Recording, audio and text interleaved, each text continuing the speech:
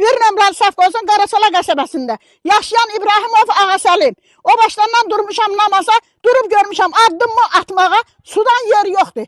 Sizdən xahiş olunur saat 5-dən bura telefonlar dayanmayıbdır. Sizdən xahiş olunur gəlin buna bir əncam qurun. Salyan rayonunun Qaraçala qəsəbəsinin sakinləri su kanalında suyun artması səbəbindən ciddi fəsadlarla üzləşiblər.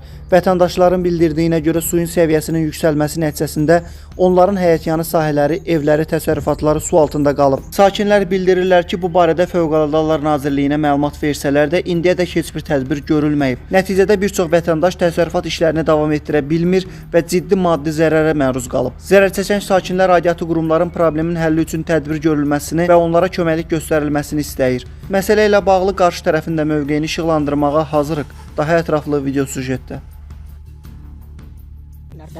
Görmürlər.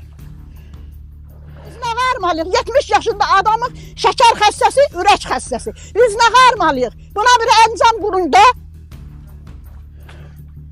Fövqəladə Hallar Nazirinə xəbər vermişəm. Elə deyir gələcəklər, gələn yoxdur. Pomidorun parı kimsə, kredit götürün parı kimsə, hamısı batıb burada. Heç kim gələn yoxdur. Baxın üzrə. Hər nömrəmdən zəng eləmişəm. Evdə neçə dənə telefon var. Nömrələr bloklanıb. Zəng də eləmək olmur. Deyir 15-20 santı sudur, onunla nə olasıdır ki? 15-20 santı sudur deyirlər. Su dizə qədərdir, deyir 15-20 santıdır. Heç hara zəng eləyirəm, heç belə telefonu açan yoxdur. Fövqələdədir ki, 112-yə də zəng elədim, nömrə blokladılar. Sən aldı, heç Boşaldı.